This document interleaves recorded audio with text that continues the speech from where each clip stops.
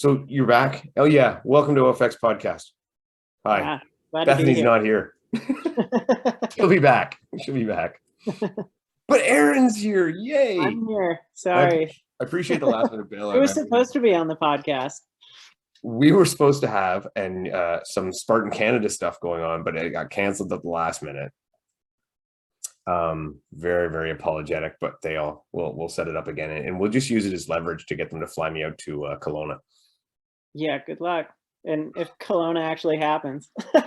Ooh, okay, so why don't you think it'll happen? Wildfires, the obvious reason. Like a good chunk of the reason I don't live on the West Coast anymore. I don't know. I was talking to Allison. Guess Allison Tyler's right near there. Oh. And she said she says she thinks it'll be okay. She should. I don't think it'll be okay. I lived in Montana for like 3 years. I lived in Bend for 2 years, and like they get less wildfires than Kelowna does. So Yeah, but I figure the border now, the wildfires are all staying south of the border. It's like COVID. It actually recognizes government mandated borders. So there's no chance it'll California is already burned, so we should be good. I think hopefully it happens. I think it's kind of cool they brought it north though. I don't know what the term. Cool. I just don't know why they didn't do Blue Mountain. It would make sense timing wise and like location wise. It's like easier to get to. Like there's so many reasons why Blue Mountain would have been better. Again, we went through it. I think it makes sense too. I have no idea. Nobody's been able to answer the question as to why that went like that. All I can assume is that there was some kind of planning logistics, and maybe Kelowna wasn't originally intended to. Maybe Kelowna wasn't originally intended to be the spot, and then just ended up there. So they threw it in after. Because it makes a lot more sense that you would finish the series and then have the championship. It's all I mean, I'm trying really hard to not give a shit at all about what Spartan does anymore, and I've done a really good job like totally unfollowing them and not paying attention at all. But all of their stuff comes down to like dollars. So Kelowna probably put up $400,000 in tourism board dollars to have it there. Don't know why, but they definitely put money in Spartan's pocket. Like you see this thing like Tahoe always puts up money for that stuff, right? So you figure 400 plus, and Tahoe, it actually makes sense for them to pay less because it's like such a nice venue and such an iconic place. Whereas Kelowna, like I've never been there. I'm sure it's awesome, but like it's not iconic for US people. They don't know it. Whoa, wait. So you're telling me that you weren't sitting back going, you know what? No, actually, when it came up, I'd like to go to Kelowna. No, actually, when it came up, I was like, "That's sick. I want to go there." One of my friends did his like last year of high school there, so that he could ski like Nordic ski on like a post grad team, and it just looked sick all the time. So, I've never been to Kelowna, but I've always heard like cool stuff. Like it's a mountain town, right? It's going to be gorgeous. It's going to be what it is. It'll just be another fantastic thing. But it's crazy. It should have been blue for the championship, and Kelowna for the series would have made more sense. And then everything would have been on the west side. You wouldn't have had anything on the east side for the series. Yeah, it would have been perfect. Yeah. Why would you want anything on the east coast or in the south? Mexico or near an airport. Yeah. Nothing's ever near an airport. So you're not but when you say you cut off Spartan, does that mean you're not signed on for the tier 3 deal? I thought you were like, Oh, no, I haven't cut off Spartan. I just don't pay attention anymore. I've just like fully, like I can't get in trouble if I don't know what's going on and I don't comment on anything. So, and it like, let's shoot that to shit. Happiness level, I don't pay attention to them like up a lot of notches. Because instead of just like shaking my head at them, somebody just tells me something and I'm like, yeah, well, I don't know. I'm sure they had their reasons for fucking that up. There's always an acceptance level. It's just become like that thing that you just like, okay, it is what it is. Like, I guess that made no fucking sense. So perfect. We'll go there. You know what? I've kind of equated it now with same as with my work, right? So I'm back. I went back on the tools. I just weld now. And before, my job was very complicated, a lot of politics and a lot of stuff going on. Now I just go in and they say, weld that, and I do it. Yeah. and it might not make any sense, and I may have to cut it out later and redo it and what, but I don't care. Yeah, Because I just took a I just yeah. accept it. It is what it is. Okay, fine, cool. We'll do it that way. I don't care. Whatever. You're paying me. I'm great. Yeah, I took a job as a ski instructor in December, and they have offered me like jobs higher up the ladder multiple times now. And I just keep being like, you're gonna have to pay me like a whole lot of money to deal with like your politics, because and it's a state job too, so like the politics are like comical. Like everyone's paid the same, and so they're like, why is this person not doing their job? Or like, you're doing too much of your job. And I'm like, I'm just gonna go skiing and maybe ski instruct at some point during the day. I once had a gig where I was started at a place and I was on the tools, and they made me foreman, and then they wanted to make me general foreman. Oh yeah, here. Cheers. Cheers. This compliments of Woodsy. This is sorry guys, I'm drinking a unfiltered double IPA, dry hopped with hand selected Mosaic, Eldorado, and Azaka. I don't even know what most of those things are, but it's really good. It's not Athletic Brew though. No, but I do have one right here. There you go. There we go. Athletic Brew for the product shot. You guys get ones we can't get. Well, so we just ordered. Because I'm an athlete for them, so I can order whatever I want. But if it's online on the US shop, I can have it. So yeah, and that's the thing. Like when we go on the Canadian one, we can't get it because what was the one? They got a light one out now, and I drink like light beer all the time, so I wanted to try it, but we can't get it yet.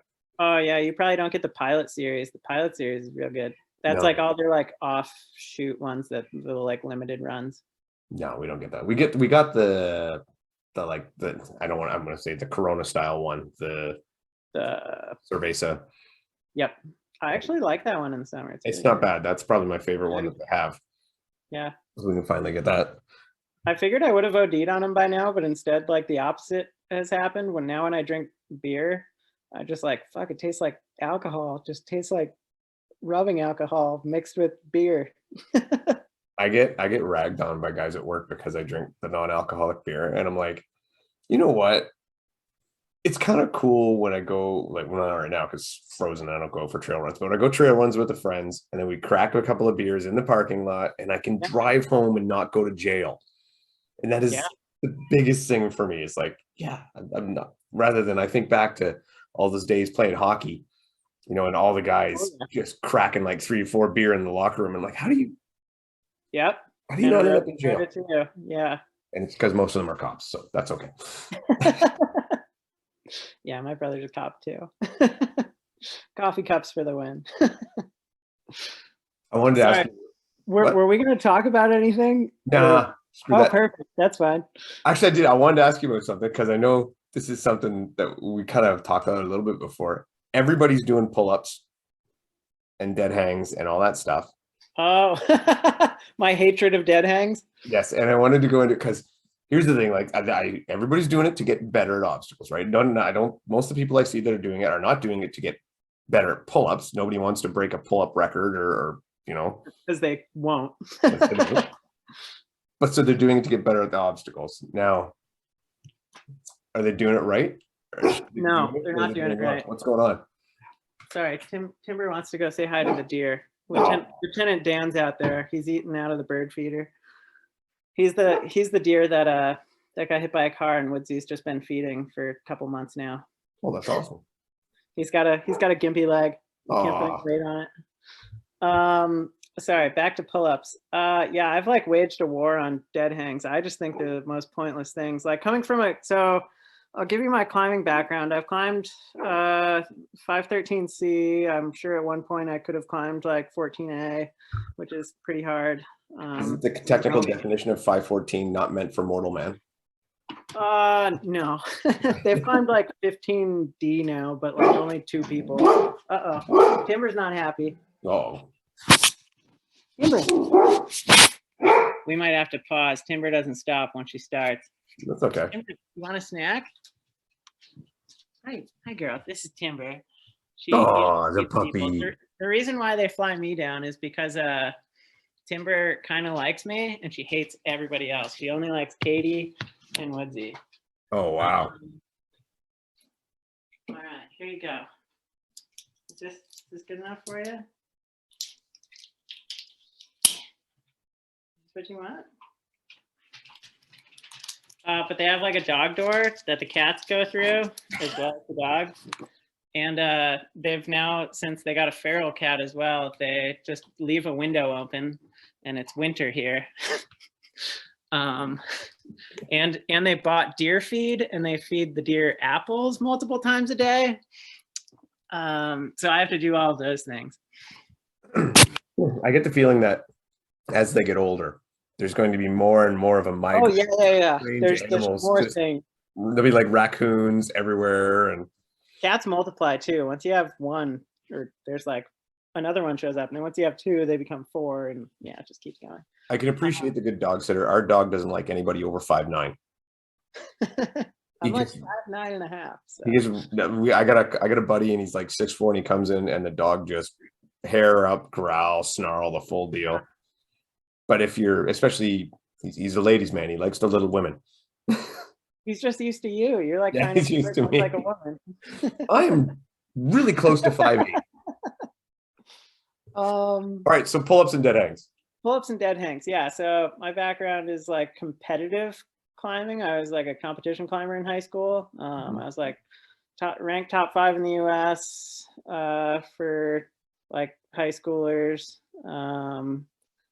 And then I went to college, linked up with this guy, Will, who then went on to, he now owns Tension Climbing, which is like one of the most successful climbing training companies. And we like prototyped his whole thing when we were in college together.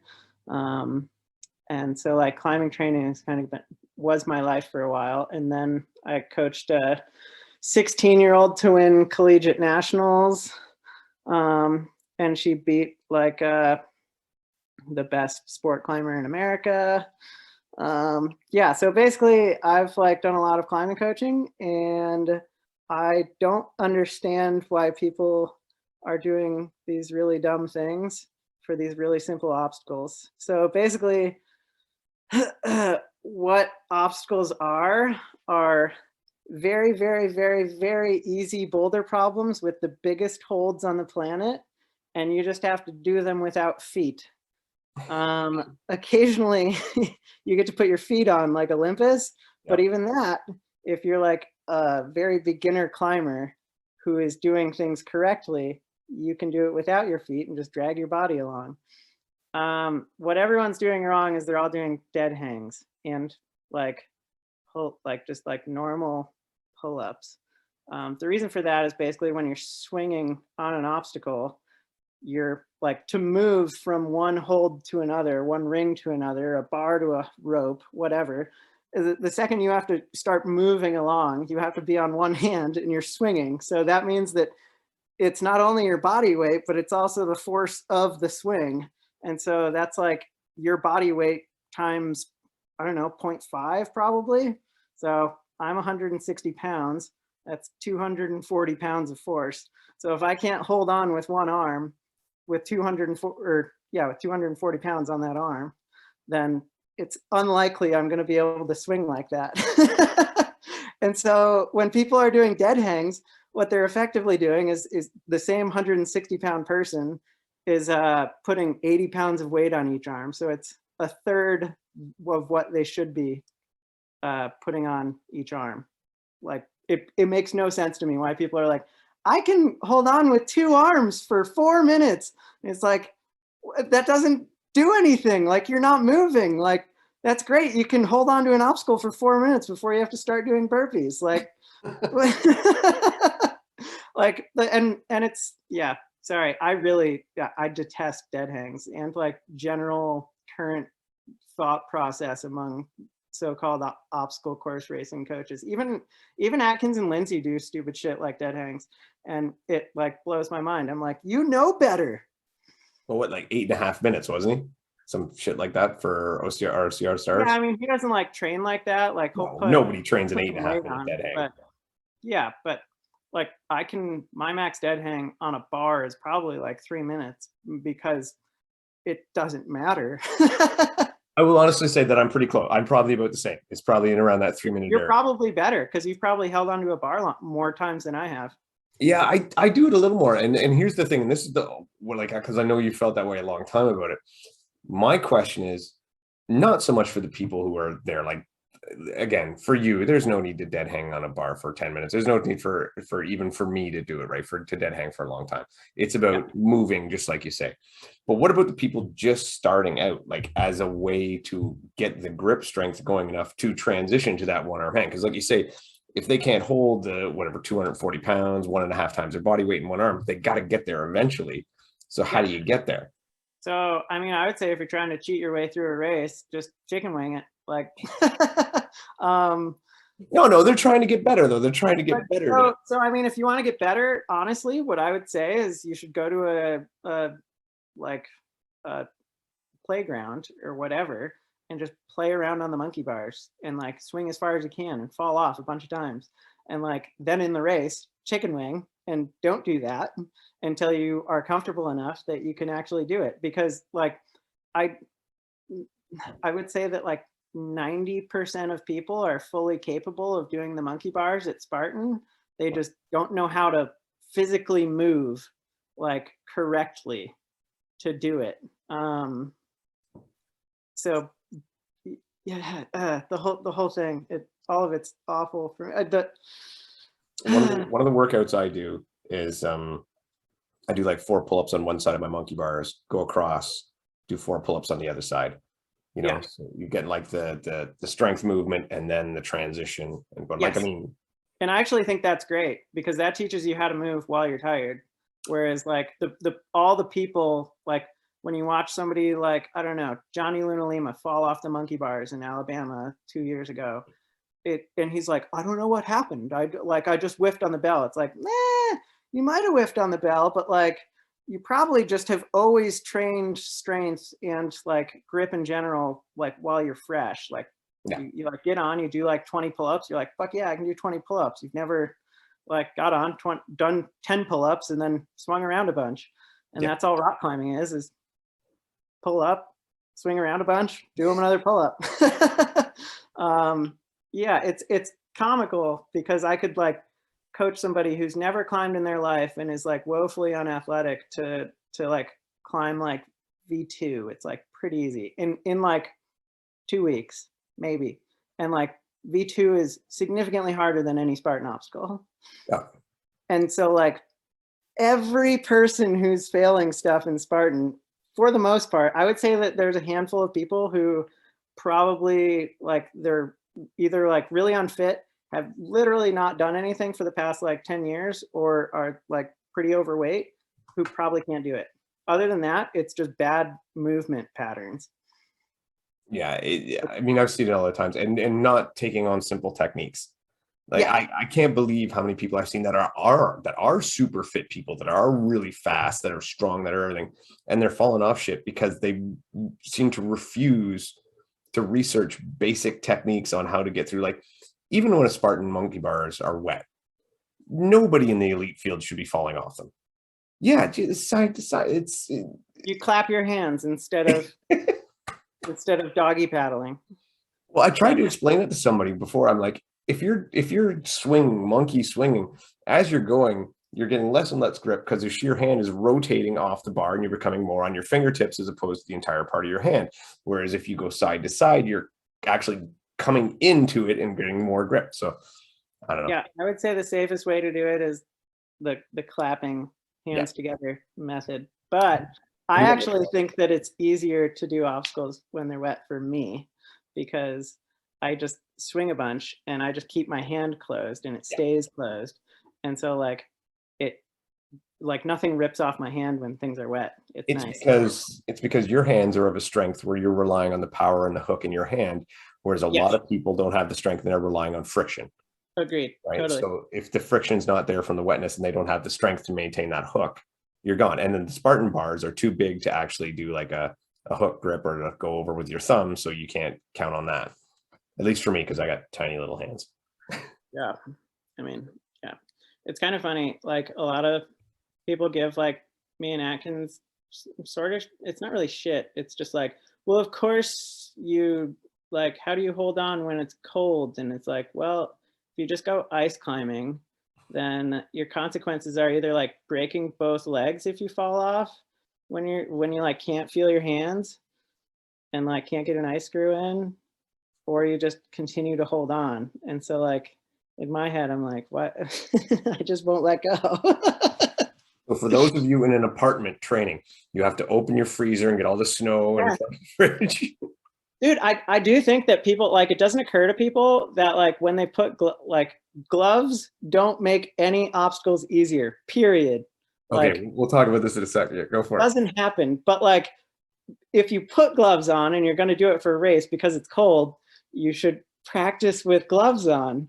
And like there's some gloves that are really bad, and I actually prefer gloves that are slippery because I like, as long as they're consistently slippery, I know exactly what's going to happen. So I wear like leather bike gloves that have like a soft leather that don't rip on anything. I have been a guy who has advocated for gloves for a long time, not to make you better at obstacles, to protect your hands. Yeah, to protect your hands. Exactly. And especially it's like I want to protect my hands so that when I need them, they're available, so that when I'm at the end of OCRWC and maybe I've had a terrible race or whatever, my hands aren't shredded. I still have enough that, you know, I can get through. So I'm with you. And if you get the ones that are too grippy sometimes, and I actually saw this happen to my son, we were at a ninja gym and he wore them because his hands were starting to peel off, and he went to just do his typical move and like kind of lâché, and then it was too much grip and he couldn't get any swing, ended up falling on like his ass. But gloves, like there are gloves that are like stickier, like tackier than your skin, but you like there's not a substance on the inside that is equally as tacky to your hand. So like your hand just slides around inside the glove. There's like, and then you're just holding on to whatever it is, cotton, polyester, which is slippery. the ones they had, those Fit 4 ones, they were the Spartan gloves that they had the giant wrist strap on it. Yeah. Those stayed on. They worked pretty okay. good. I don't mind those ones. I'll still use those every now and again. Yeah, I sincerely hope that VJ Jones shows up in his golf gloves. He apparently has been claiming that he's an ice climber now since he went to my friend's dry tooling gym. Oh yeah. And he's never ice climbed in his life. And they use golf clubs on the golf gloves on the World Cups for dry tooling because they stick really well to ice tools. And we put golf tape on our ice tools when we're mixed climbing. Mm-hmm. Yeah, and he seems to think that that's the new solution to obstacles, which is comical to me, but whatever. He won't listen to this podcast, I'm sure, because he's cocky. But actually, he believe it or not, he might, because I think he's supposed to come on next week. Perfect. Hi, VJ. I have used the wide receiver gloves for things in like when doing rigs and stuff on the inside. Really good on nunchucks, right? For that grip there, but that was back again when I was training. I didn't have the grip strength and I was too heavy, and I needed every extra bit of grip I could get. But I still say right now, I think the gloves are useful, but you need the right glove for the right conditions for the right race, just like you need the right shoe for the right conditions in the right race. Yeah, I mean, my opinion of gloves is that like unless it's a shitload of ropes to hang on, like like when I did Spartan games and they had Spartan Cross, it was literally like all ropes and it just like destroyed people's hands. Although I didn't wear gloves and I was fine, but I have significantly tougher hands seemingly. I saw some people wearing the newer Spartan gloves on that when they did that one, and those things are shit. I hate those things. They're terrible. I don't know. I didn't use them. They're made by like I can't remember this company that makes Franklin. They make baseball gloves, and then they made those, and they're not appropriate whatsoever. They're too big and bulky. You can't even close your hand right. I have no idea why they use them. I don't, but yeah, I'm all right with gloves. We've gone deep down the hole of why like people are being dumb. Yeah, that's what it's for. No, but people want your advice on obstacles, right? You're an obstacle guy. You're good on obstacles. It only makes sense that, to tap your knowledge for it. It's, I mean it's funny because like I'm not the best on obstacles. I'm just the best on obstacles during a race, like on swinging obstacles, period. Like I'm not that good at going over walls. I'm not that good at going over hurdles. I'm just good at swinging obstacles because swinging obstacles in Spartan are so easy. And you're willing to take a few chances, whereas most people will not. Yeah, because like was like, how am I going to fall off? Like the only rig I've ever failed was at Blue Mountain. And that's because I didn't know that you were allowed to like choke up and grab the carabiner and the webbing and not the giant rubber covered rope that you're supposed to grab. They're fixing it. It's comical to me because like it never even occurred to me while I was on it to grab the top because I was like, that's not the way it's intended. Not allowed. Sorry, what? I said because that's not what's supposed to be intended. No, yeah, like you why put a rope if you want a ring? You're supposed to grab it. The same thing happened to me on the what are those meat hook things called? Skip. Yeah, the sketch hooks. At NORAMs in 2019, I just grabbed them at the bottom because they had pommels on the bottom, and I was like, whatever. And then when I got to Worlds in London, I grabbed them on the bottom because I assumed that, like, I didn't assume that they had pommels. I saw they didn't, but I was just like, whatever. Like, you have to grab them on the grips. Like, why would you choke up on them? That wouldn't be allowed. And then I like proceeded to fall off twice in a row, and then I realized that you were allowed to. I like watched somebody and I was like, motherfucker, they're all choking up on him. So, but yeah, I don't know why you would make obstacles and like allow people to do them incorrectly. But. Well, and I was there because when I was trying to convince everyone to cut the rubber off the midsection of the rope so they'd be just. Oh yeah, you're working there. Yeah, so I mean, I was trying to convince everybody, and actually, on Matt's last podcast, we were talking with Nick Bertrand Bear, who's now the race director for Canada. And that was one of the questions I asked him. I'm like, Nick, are they going to cut the rubber off like I told you guys to? Like, he's like, yes, they are. They totally are. But why put a rope? Why put a cannonball, a baseball, or whatever if you're just going to grab the piece above it? That makes no sense. And it's not Spartan's not the only one guilty of this. Like I see Savage used to have holy sheet, and then it would be like the sheet across to baseball grips, but you could grab the chain above. Yep. So why have the baseball? The same thing happened at OCRWC in London. Like they had all these hard grips and people were just grabbing the thing, like the carabiner, basically, that it was attached with. And I was like, this is bullshit. Like I did it right. And you guys all cheated. I feel the same.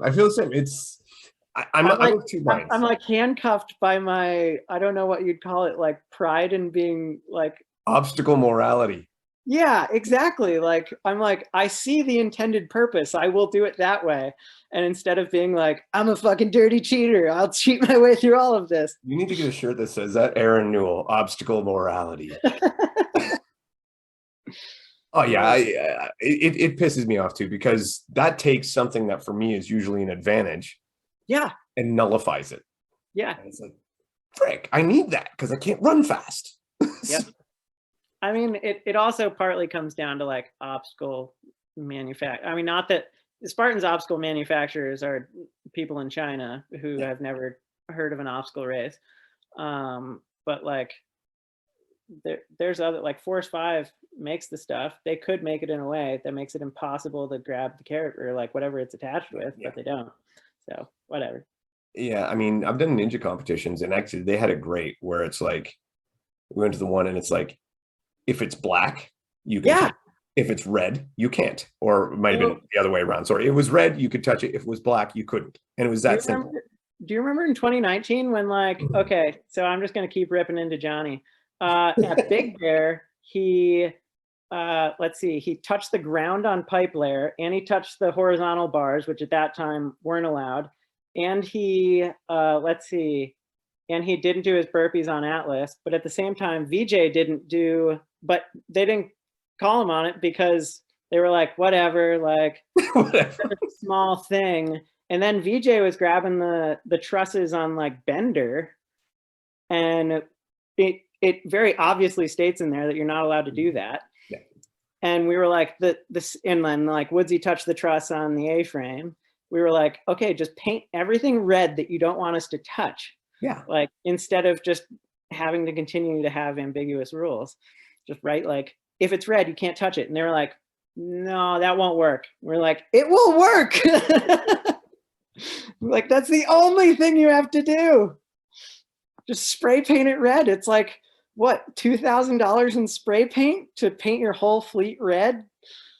Yeah, it that has been a baffling thing forever. It's like you make, and I mean, you know, red deer gate, right? Put the tape where it belongs. Put, you know, Oh, yeah. Make things simple and so that they work properly. So that's simple, so that you guys, when you're running, don't have to think about it. I will say this though, I've done a lot of volunteering, right? And when the elite fields, and the elites cheat more than anybody. Everybody's totally. like they're oh yeah, they're good. They know what they're doing. No, you guys are all horrible cheaters. Terrible.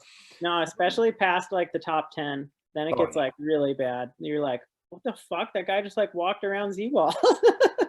Dude, I saw a guy fall off, and so we had the little camera set up. We're watching. I think it was just monkey bars, and he came off, and he did monkey bars, and so had to review the video after of his burpees. He did 2, looked both ways, and ran. Come on, man.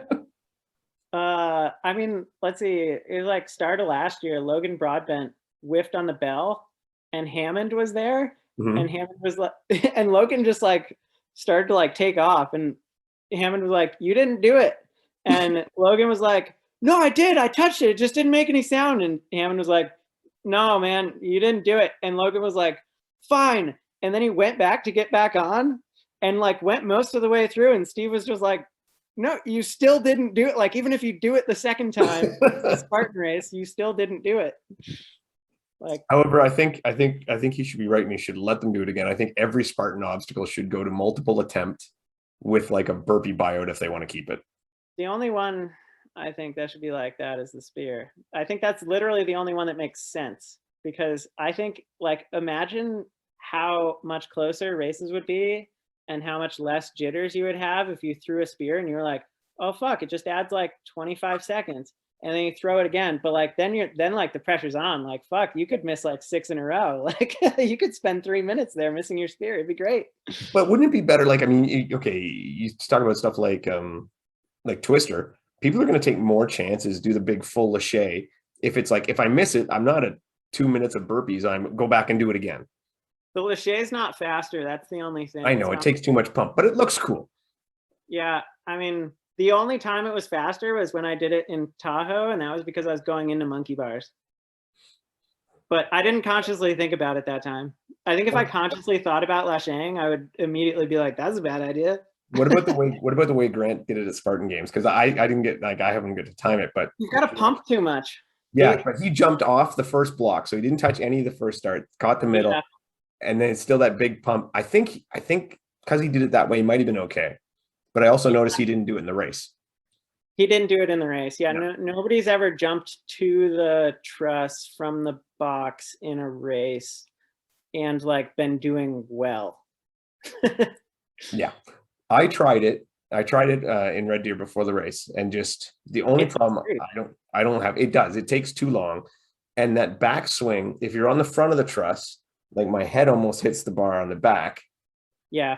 And then if I'm on the back, that adds like another foot to the lache, and I don't know, and you have to be slightly off center because you don't want to hit the twister itself. It isn't worth it, really. And then the one time you're not paying attention, you'll land on the pin, which I've done before, where you like grab the pin that's holding the truss together. Oh, it just goes through your hand. Like you just get Jesus Christed on the hand. Like it went fully like halfway through my hand, and I like kept holding on, and I was like, ah! And then I proceeded to like finish the race like that, and there was like so much crap inside of it. I was like, oh god, I'm totally getting infected. When I was at Blue and I was looking at that rig, and of course, like I said, it was the first one to stumble on there's no one's going to get through these ropes properly, and I'm like, well, what if I lache from the bar, right? Yeah. And so I got thinking on it, and I got on the bar, and then I looked, and it was really a high rig, and there was no padding below whatsoever. And I'm like, no, I'm not doing that one either. I thought, but I mean, that would have been the other way around it. And I'm surprised actually in some of the races that, I guess if the ropes are uncovered, it's easy. You don't have to worry about it. But yeah, I mean, the reason why, like, I don't think I would have failed it had I been prepared for how hard it was to hold on to. You were prepared. I told you. No, I know. I just had it in my head. I was like, Spartan can't possibly be this dumb that they would like make an obstacle that like literally nobody can do. I was wrong. I think my wife said a ninja guy did it. What's that? You said a ninja guy did it. Yeah. Like actually, it wasn't him. It wasn't him. It wasn't the guy I thought it was. I thought it was Dennis, but he wasn't him. But yeah, my wife said she was there. She was volunteering. She said like 2 people on the day did it, and that was it. And it wasn't first try. These were open waivers, multiple tries. Uh, So, and I can attest to that because when I went and practiced it, I was able to do it on my third try. But yeah, it was massive. It was great. I'm fully in support of harder obstacles. Like if they want to make that the standard, I'm stoked. But the one and done, I'm less a fan of. But yeah, I got to do a penalty loop, so that was good. And it was a real penalty loop too. That was actually not a crappy one. Yeah, that was like 2 minutes of pretty cool jogging. I think the penalty loop thing's going to fail though. Oh yeah, I already talked to Coble about it. He like hates it, and I'm like, fuck. And the reasoning is that they can't like enforce it, and I'm like, you can enforce somebody doing 30 burpees and like making them all perfect, but you can't enforce somebody just going the right direction in a shoot. And he's like, it's just impossible to like make sure they do it. And I was like, what? And then he was like saying that like the spear was the choke point, like why they couldn't do it, why they couldn't do a penalty loop on the spear. And I was like, that was the whole reason I wanted like a penalty loop, was for the spear, so that I didn't have to do burpees. I don't understand how you can't enforce that. I think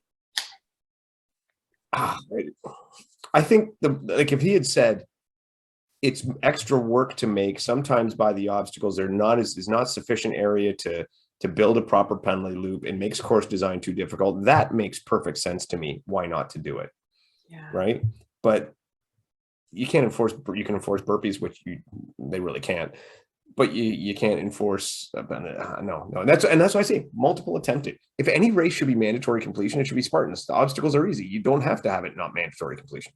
Yeah, I keep giving them shit by saying they're the world's best courses with the world's easiest obstacles.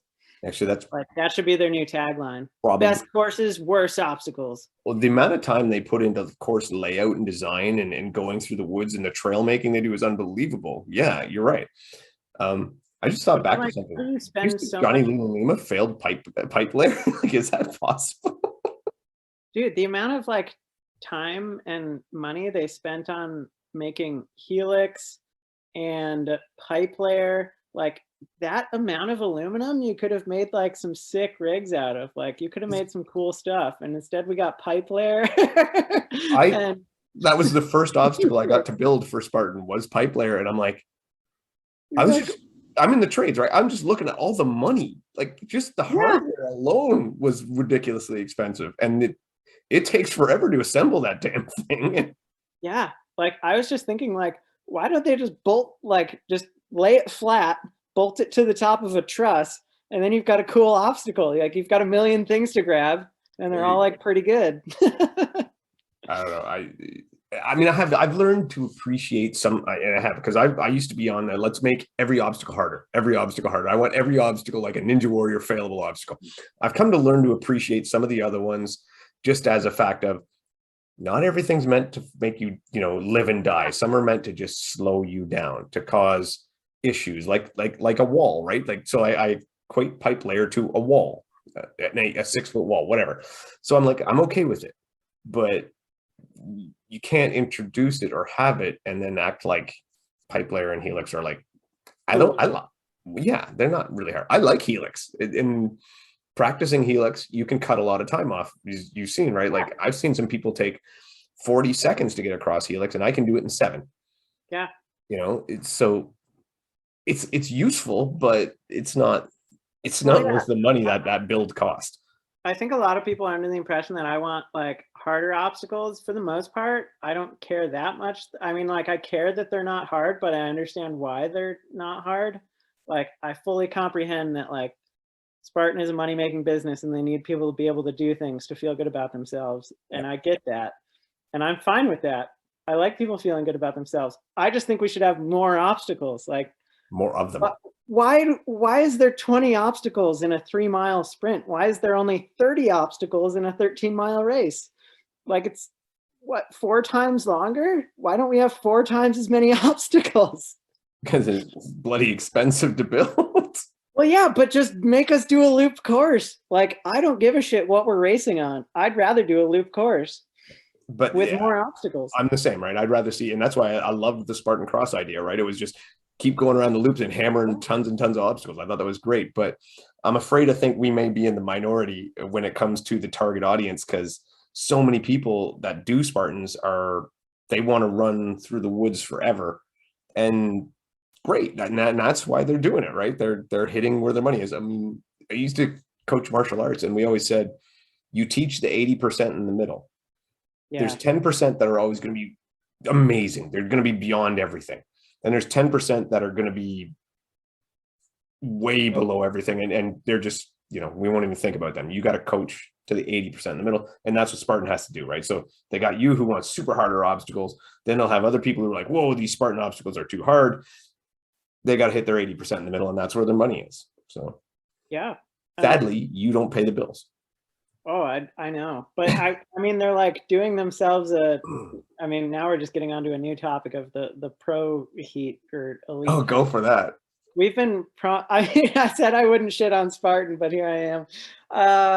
They like assured us in 2020 that we would have Spartan Cross. Like they were like, we're signing you to race Spartan Cross. Like, yeah, this is like national series getting phased out. We're just going to put all our eggs in the Spartan Cross basket. And I was like, fuck yeah, let's do this. Let's do loops of a shitload of obstacles, and like, let's see who's the best obstacle racer, not who's the best trail runner with like the smallest amount of strength.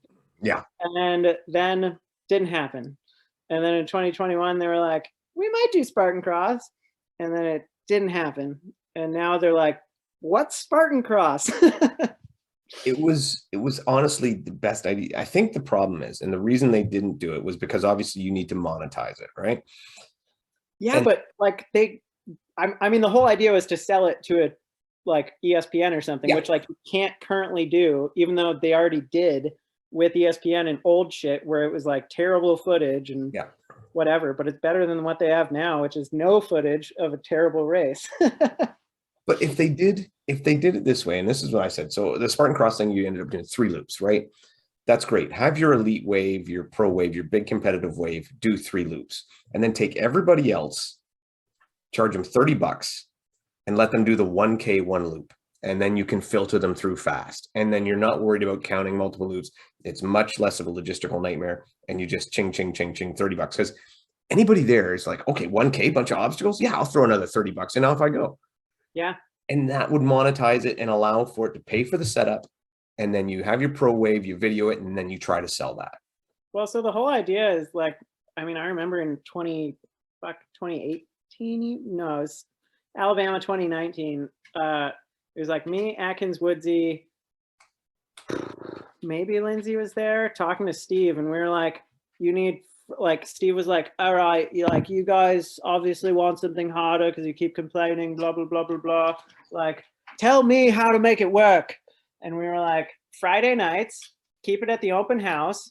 And like, my idea was just have two lanes for like, have lap 1 be like hard, have lap 2 be the lanes next to it, and lap 3 all on the same rig, on the same truss, just have them be different. And that way we're like racing to rigs, trying to get to them first, and like getting on them, having different lanes that are like harder and like different laps. So like they literally just would have to change, like hang grips down on each one and make them hard. Like I could make enough grips in like a week to fully outfit Spartan Cross. Like, yeah, they have the rigs. That's the expensive hard part. Yeah, now they just have to hang wooden dowels down and like put holes through lacrosse balls. Like, it's a fucking joke. Like, and they're like, well, we don't have the materials, and because they're all fucking from somewhere else. Yeah, and I'm pretty sure Force 5 could whip something up for them. Yeah, I'm pretty sure they could just like go to Amazon, click, click, click, send, and they'd have them in 2 days. Like, fuck, it's so easy. Yeah, and one of the things that pissed me off so much with Spartan Cross was, one, that would have been something that I would have completely tailored myself for, because I love that. That would have been right on the money. I wanted to see guys like you, and I wanted to see Samuel Liebert do a Spartan. Oh yeah, Sam would be great at it. That'd be awesome. Because I think he would have been right up there, because he's got enough speed for that short distance, and he's ninja level obstacle guy. Like, yeah, he's got a gym now. So oh no, I know, but Logan is also a ninja warrior, and he's terrible at obstacles during a race. or at least he's slow. Yeah, I think he plays it so safe. Yeah, no, totally. I mean, You he's know, not like confident that he's just gonna like. I just jump into obstacles because I'm like, how could I possibly fall off? And other people jump into obstacles and they're like, how can I possibly fall off? Like it's the same thought process, just they have a tweaked mentality on it. I'm like, this yeah. is so easy, it's impossible for me to fail. And I see that. I constantly do expect Logan to dominate on the obstacals, and he does great. He just Me isn't too. fast. And I mean, even Atkins, right? Like Atkins is good on obstacles, but he doesn't. He makes time getting on and getting off. That's what I see with him. Is getting on the obstacle, getting off the obstacle. That's when he makes He's time. good at getting off. Yeah, that's right. He's quick at getting off. Everything in between is just simplistic, right? He just keeps it nice and simple and easy. Nothing fancy, gets it done. And that's his transitions are where he makes up time on obstacles, not actually doing them themselves. You know who the second fastest person on Monkey Twister Monkey was in Tahoe in 2019? No. Woodsy. Woods has improved a lot. Yeah. Like I remember like he couldn't like you could count on him for 90 burpees a race. Yeah. I mean, yeah. Atkins was giving him shit beforehand and afterwards, and we like went back and looked at it, and I was like, Woodsy was only like, I don't know, 10 seconds slower than me. Yeah. I mean, I was also really fast. Rob Killian was like well over twice as slow as me. Yeah, but again, Killian's not an obstacle guy. Like, that's why we don't see Killian at OCRWC or anything like that. Like he's what he said he would go. What happened? You know what? I honestly don't think there's anything wrong with having your lane and saying this is what I'm good at and staying in it.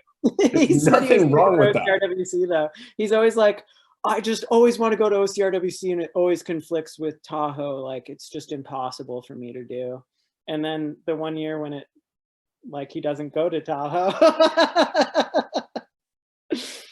I don't know. I just, again, like I see like someone like Faye, right? Faye's like, this is what I do well. I'm going to stick with what I do well. Why would I go do something I'm not great at and let myself down?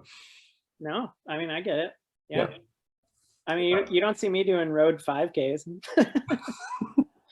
Although I did one this summer, but still. Yeah, but that's fun. That's just fun. So what are your plans this year? Are you gonna, what are you gonna, because I thought you should chase the Savage series. Yeah, I thought that too.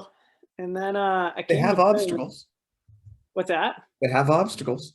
They do have obstacles. You know, I love Savage and I think they're really nice. Sorry, that's business plans. No, I love Savage and I like their hard obstacles, but they have like 2 hard obstacles, then the rest of them are even easier than Spartans. I'm like, they have like too far on both ends of the spectrum, and they need to like turn it somewhere in the middle, like just like tone 90% of it up and the other 10% of it down. Like I fell off their like rig thing because it jumped to a cheese board, and I'd never touched a cheese board in that orientation. And then I like fell off, was like, whatever, I lost 2 seconds. Yeah. Jumped back on, did it, but there was like a 8-foot lache, 7 foot. And I was like, this is sick. It's perfect for me because I know the guy behind me is not going to catch me. But I was then just like, fuck, I guess I just get to walk and watch them pile up. And that's exactly what they did. 3rd place didn't come in for 20 more minutes. Yeah. And I said that before. I'm going to go down to do a Savage and I'm just going to stroll and then finish the rig at the end. But and I've said the exact same thing. It's decent obstacles with a really nasty rig. Yeah. And if you can do the rig, you're there. And at least the Savage race I did, it was like too much running and the obstacles didn't take enough time, and like the carries were weird. But I really liked the race and the place. Like, I don't know, I thought it was really well put on. Timber, calm down.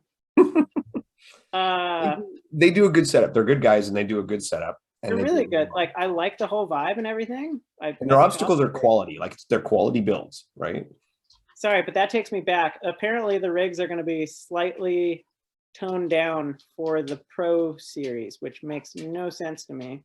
You put on a pro series race, why would you tone it down and then have all the other races toned up? Timber, hi, come here, good girl. Wanna go out? I mean, I know their reasoning behind it. Their reasoning behind it is they don't want an empty podium. One girl finisher Exactly. in 2 hours for 6 miles. Yeah. Now I'm with you though, that I think as an athlete, if you want to win the series and you want to win money, you train yourself to suit the race. You don't suit you know what I mean? So if you're one of the women there, like you know, take someone like Amy Panchik, right? Like she's somebody who's suited to Savage because she can get through those rigs. She might not be as fast as the other girls, but she can get through them. So if you want to beat her, learn how to do rigs, right? Yeah, but I mean the problem doesn't come in suiting yourself to the race. It comes when Savage throws a curveball that's, hey, we're gonna pivot off of what we've been doing for the past 2 years and not have that hard rig, despite the fact that you've been training for 2 years for a hard rig. It's like, the fuck, why? Yeah. But I don't know. You know Sorry. why? You know why it just becomes rather you agree with it or not. And I think I'm going to wait and see how it goes. But my initial thought is I like the tougher rigs because it separates that race series from, even more so, from Spartan, making it different and a different kind of athlete win it. I think they just need to take all their other rigs, make them harder, and take those 2 hard rigs, tone them down, and then you have 5 enjoyable rigs. Like, well, do they still have Twirly Bird when they do it? Yeah, they have like some other stuff. Yeah, because Twirly Bird was decently difficult, and you know, fun. I mean, Wheel World's not hard, but it's fun. Yeah, no, they were all fun. There just wasn't there was like 18 obstacles in 6 miles. I was like, ooh. Yeah. That's what, 3 obstacles a mile? I wanted them to blitz that 5K where they had all the good obstacles in it. Yeah, the race I did in Pennsylvania, it was 3 miles of running, and then it was obstacles.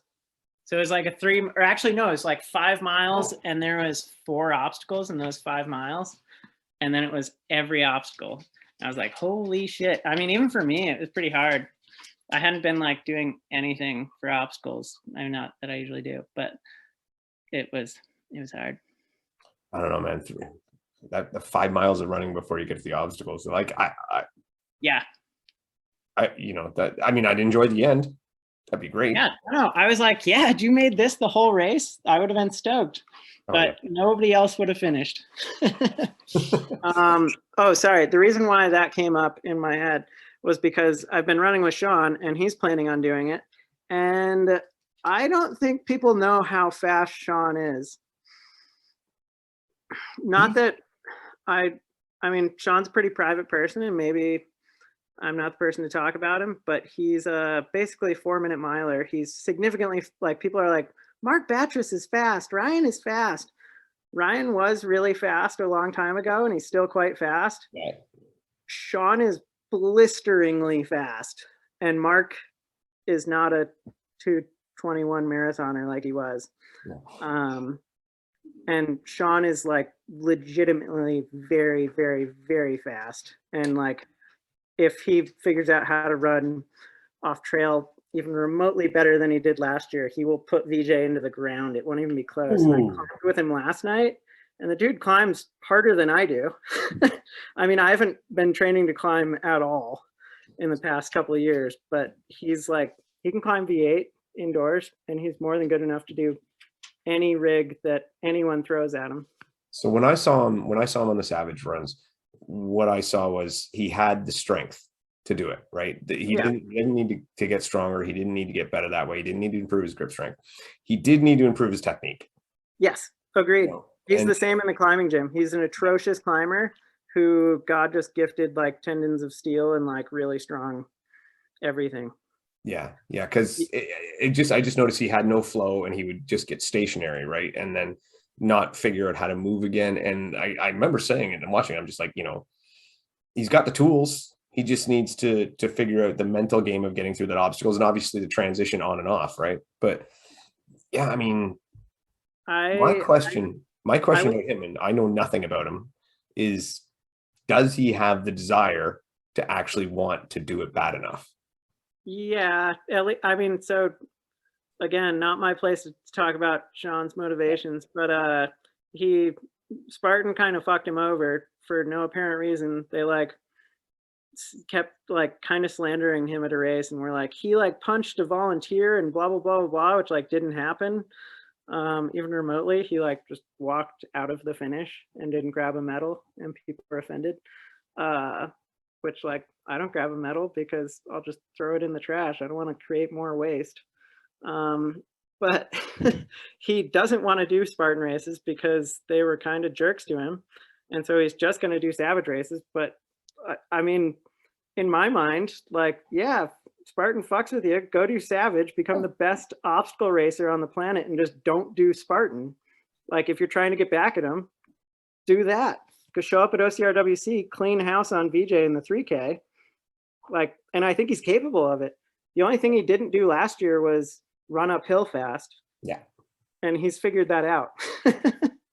that'd be cool. I mean, it'd be something to see, right? Because there's so much new blood for the women. It'd be nice if some more guys came out that were new. And I mean, I'd like to see it. I'd like to see him go. I'd like to see him get in Yeah, it. So, dude, like, I mean, take him for a weekend and show him how to get across a rig.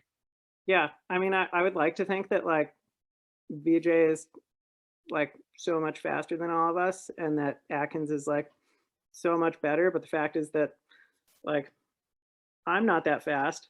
Atkins really isn't that fast in a 3K, No, and VJ is only fast compared to slow people, like people who can run for 24 hours. Not compared to like nobody else is trained for a 3K except Leon, who's broken and doesn't have hills.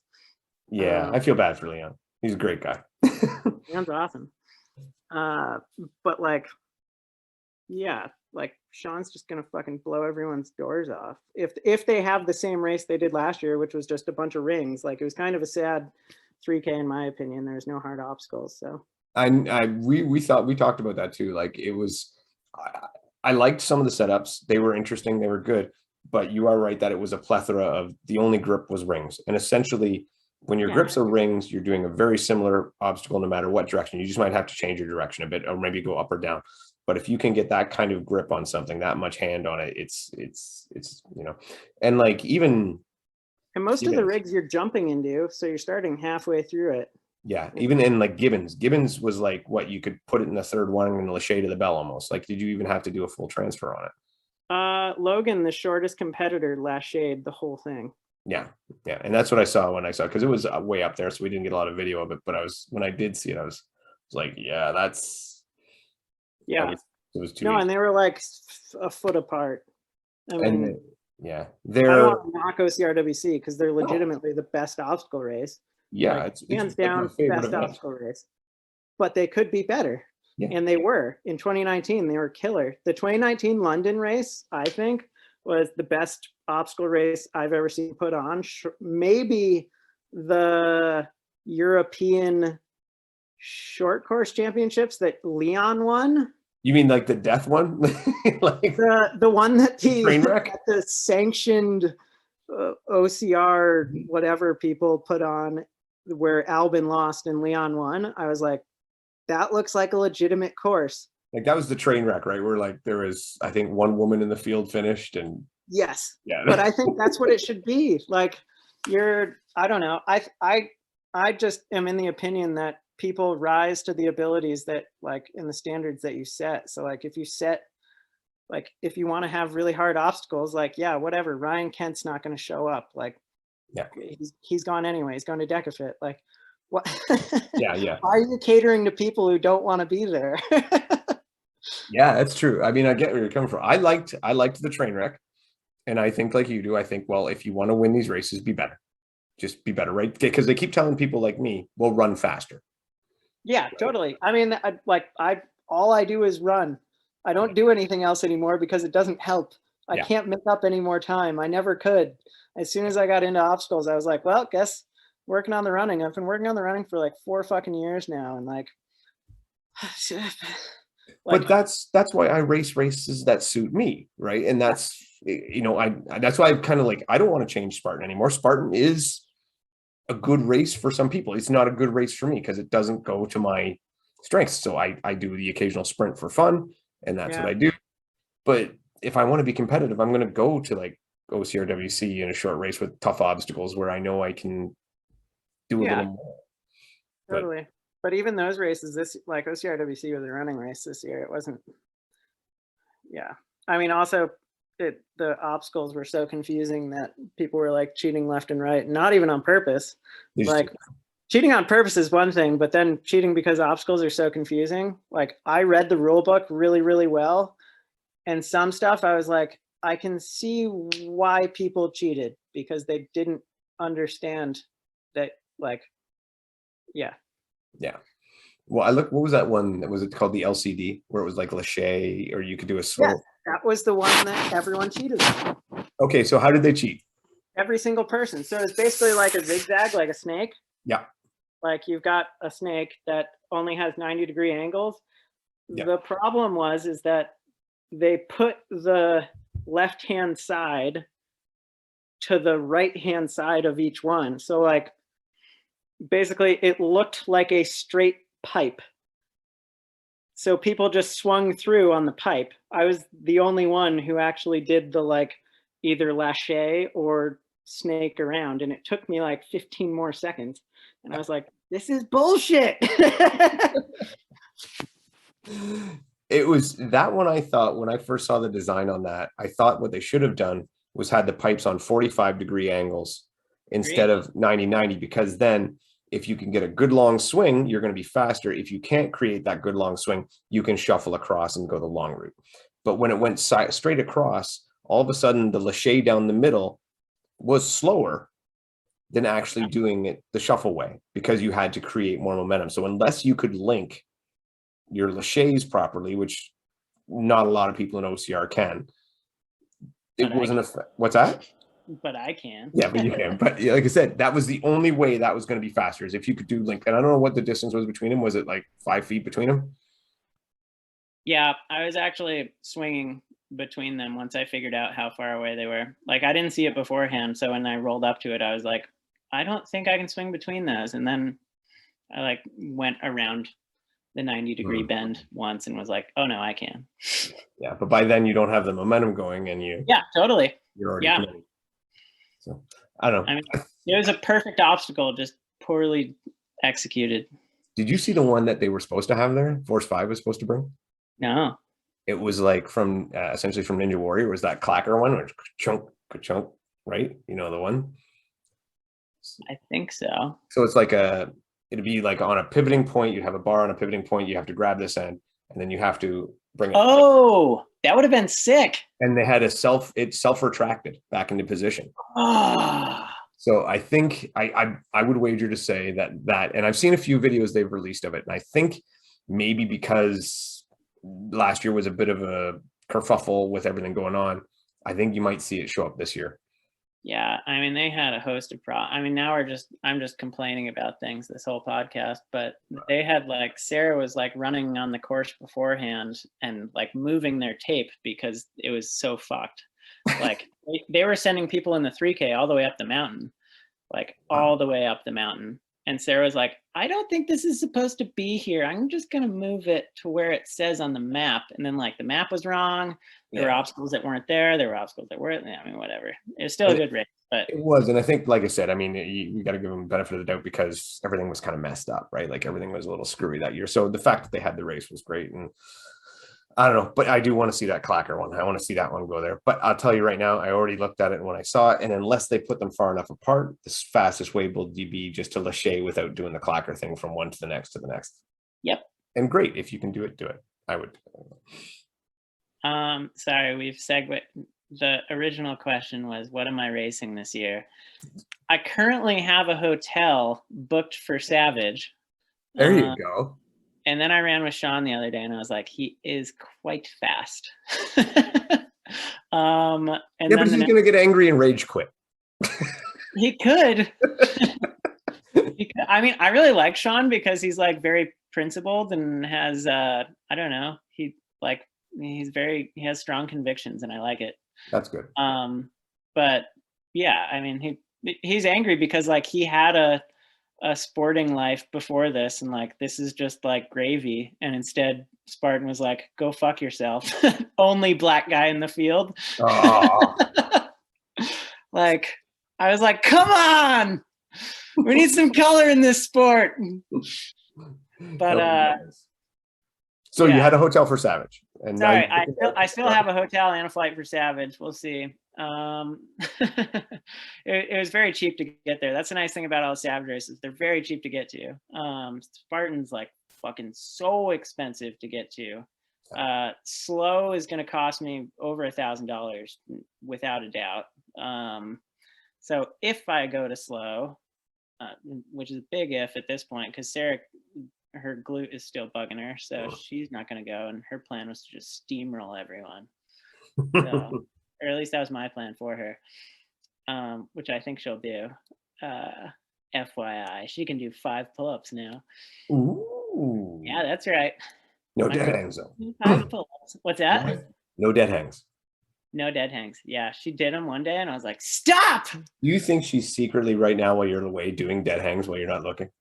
No, I mean, I make her do a hangboard workout. She's like, "What do I do?" And I was like, "The only hangboard workout that I put up there. And once you can do that, then you move on to something else."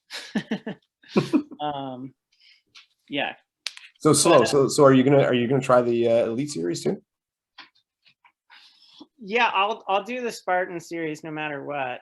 It's 4 out of 5, so I could potentially just go to all the mountain races and just train for the mountain races, which seems like it makes sense because I'm a good mountain runner, and I've never had this much uninterrupted training, which is comical because it's significantly more or significantly less training than literally everyone else in the field.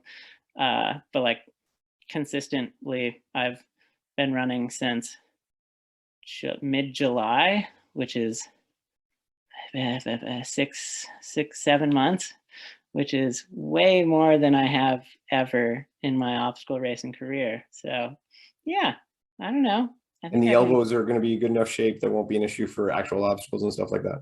Oh no, I can climb and everything. The only thing the elbows bug me with is pushing. So like I just can't really do push-ups or swimming. But like realistically, I can still do burpees. I mean, they're just the same as they were before surgery. So I can still do 30 burpees. It just really bugs my elbows by the end of it. So no bench press workout records going down? No. I've never benched in my life. No, not once. Come on, not even when you were like. I've benched once. I was like, can I bench my body weight? And I benched 155 and was like, good enough. And then now that I'm heavier, I've not found out. Like when you're like 20 years old or 19, like that's what you gotta be able to bench press everything. That's what you need to do. No, I could just do like 30 pull-ups. See, you're missing out because most women don't realize this, but they're incredibly attracted to men who can do bench pressing. I thought you were going to say something about boobies and bench pressing. No, that's horrible, man. I was just, why you be like that? I don't know. I thought you had some life-changing advice for boobies and bench pressing. No. Even when I have life-changing advice, nobody listens anyway, so it doesn't matter. So you're going to try to do the Savage, you're going to try to do the Spartan, and obviously OCRWC.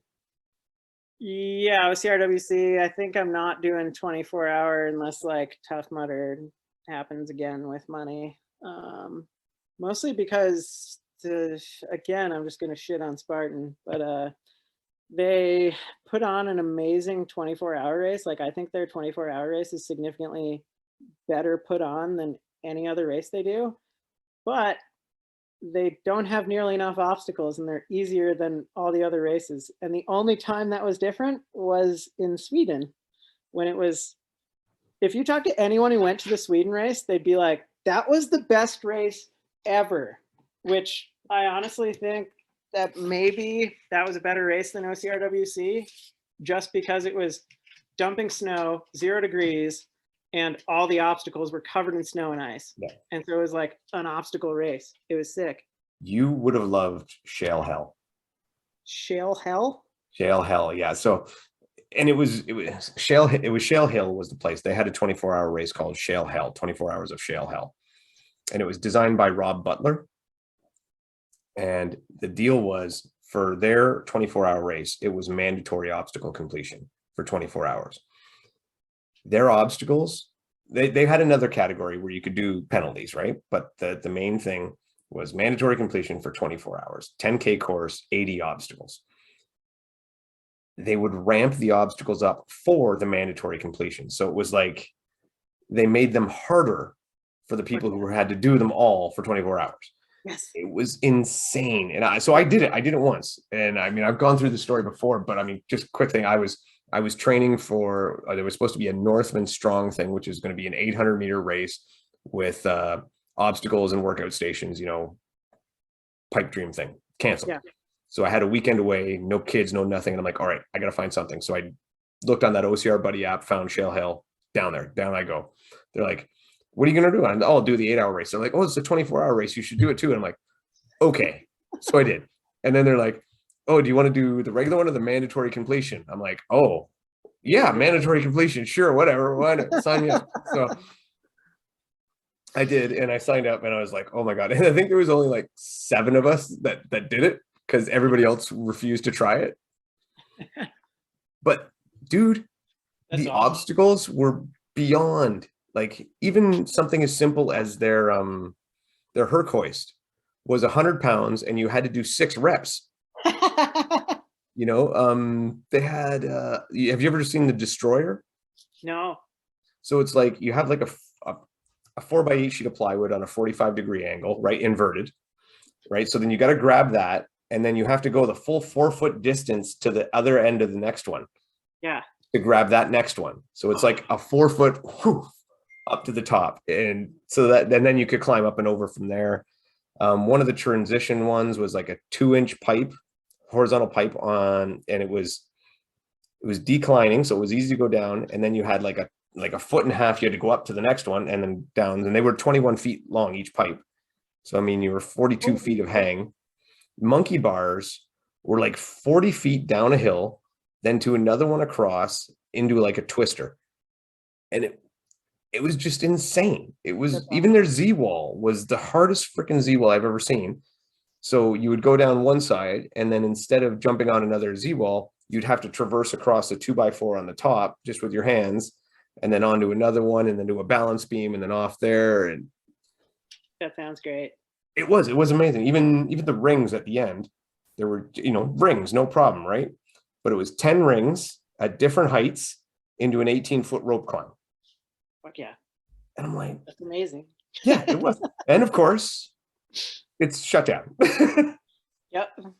But it was the hardest thing I ever did, man. My hands were just shredded, completely torn to pieces. Oh, I'm so jealous. That sounds great. Yeah, it was. Look, there's some YouTube videos you can find out there. Just look up Shale Hill. Shale Hill, yeah. And it was in Vermont. It was about 60 miles from Stratton. Told me about this. Yeah. Somebody was like, yeah, they walked, or I was like ski instructing. They were like, I heard you're an obstacle course racer. And I was like, yeah, I don't know, sometimes. And they were like, you should go to Shale Hill. And I was like, the fuck is Shale Hill? I don't know who owns it now, but yeah, if they ever let you on, it was crazy. What was the other one? Oh, they had a Tyrolean traverse that was probably about, I'm going to say, probably was 3 times a Spartan distance one over a lake, like over a pond. And then in the middle, there was this big giant steel ring that you had to go around the outside of and get back on. And the ring, like you couldn't just climb across the top or anything because it spun freely. Oh my God, this is amazing. Yeah, it was absolutely insane. It was the best race I ever did. I was just, I loved it. I guess when I say the best obstacle race, I just mean like the like big ones, but I'm sure there's like a million of them. I'm trying really, or not trying really hard. If things line up the way I want them to, the one obstacle course race that I really want to go to is Frontline OCR. They give you a 20-pound weight vest and you have to do their obstacles, which is race ready obstacles. Yeah. Aaron and Dana, they just like put all their obstacles up, give you a 20-pound weight vest, and it's really fucking hard. And if you can do them all, then you get the weight vest. And I like, cool. I don't know.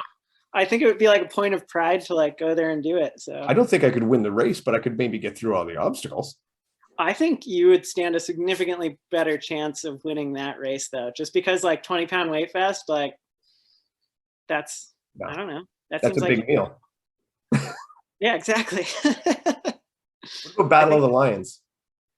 I've never, I mean, I've literally hardly done any. The only other races I've like, other than like the big normal ones, are I did one at Sunny Hill Farm with fuck, what's his name? Asa? Asa's, Okay, do you know Asa? I don't think I do know. He's like he calls himself OCR Yoda. He's an odd duck, but Nice. they have like an amazing course, and it's like just north of Albany. And Oh, I like went there and I was like, this is sick. And it's all like natural, like not natural, but but like big ass, like huge telephone pole size things. okay. And their obstacles are sick. They had like a balance beam that was probably 300 feet long and super slippery and made out of trees. And like people were eating shit left and right, and it was mandatory. Love it. And no lie, I was the only person near the front wearing VJs, and I just walked through the entire thing. It probably took me like 5 minutes on a balance beam, but I like put such a cushion on that I just jogged the rest of the race. And I would just periodically turn around and be like, haha, there's that guy. I guess I'll speed up a little bit. I But think they that had some killer hard obstacles. It we was need great. more balance obstacles in there, especially because you can just redo it again and again and again. You don't get tired, but you get Yeah. frustrated. But it just, I love balance and a little bit of agility. I think that's where OCRWC needs to go next, is throw more of that in there. Yeah. Throw some balance beams in. I'm down. They Yeah. had it at a trifecta champs in Greece. Oh yeah. Did they have the slack line? So they had two. They had the slack line, which is really easy, but Rob Killian failed it because, of course. Uh, Gollum can only climb cliffs. He can't walk slack lines. That's right. And then they had like a like 2x8, just like on end. So you had like 1.5 inches to walk Yeah. across, but it was like kind of flimsy, and it like went up and then across and then down the other side, and Oh, going nice. up it was actually really slippery because it's so humid there. But I was like, why the fuck don't we have this in the US? This is awesome. It was very hard too, and like I had like cameras in my face and shit, and I was like, I was like, can you move? Like you're throwing off my balance. Like, geez. One of the simplest obstacles or to build, and yet roughest one I've ever seen at ninja competitions, is they take a 2x4 and put it on its edge and secure it to nothing. Yeah. And you have to walk across it. Yeah, that would be super hard. I could see that. I've seen so many people bail on that. It's ludicrous. I don't know how long we've been doing this, but I should let you get going. Yeah, I'm just so busy here. Oh yeah? I did just get a phone call and then a text that said that I'm an investigator with SSPD. I'm hoping to touch base with you about an investigation. An investigation. I didn't do anything, and that's Saratoga Springs. I haven't been down there in like a year at least. Last time I was drunk down there was like my 21st birthday. They can't possibly get me 7 years later. Anytime we have something like that, it's always just a it's a scam of some kind. No, I think this is a background check on one of my friends who's becoming a cop down there. Wow. And they used you? Yeah, I'm as surprised as you. I'm just gonna be like, yeah, I don't know about that guy. Pretty shady. Yeah. I remember I used to get some people who would use me for a reference. I had one guy use me. He was one of my apprentices and he used me for a reference. And they called me on like, I'd been working like 7/12s, and they called me and I'm like exhausted. And they're like, what do you think of this kid? And I'm like, yeah, I answered all their questions. And like, you got anything else you want to say about him? Like, yeah, you'd be a fucking moron not to hire him. And they did. They took him. That's perfect. Yeah. I mean, I'm sure that that's what they're looking for, instead of like, oh yeah, no, good worker, showed up, clocked in, clocked out. Yeah. Yeah, well, they could definitely tell they just woke me up. I was barely coherent. All right, man. Thank you, Aaron. I really appreciate it. And we'll see you out there at Savage, at Spartan. And although you shit on Spartan, we know you love them. Are you gonna? Should I see this? You're gonna sign the contract, and then I'll just shut it off there. I don't hate Spartan, I'm like a disappointed father. I'm like, you could be so much better. And like people think that I hate them. Instead, I'm just disappointed. I'm like, you could do so many things with your life. And instead, you're like working at Walmart as like a bathroom cleaner. I'm like, why, why are you working for minimum wage? You could work like at a real job and like have fun and like have meaning in your life. And instead, you're just doing this. That's how I feel about Spartan. I'm like, come on. Aaron loves you. He's just disappointed. Yeah, I'm not angry. I'm just disappointed. exactly. Yeah, you've got it.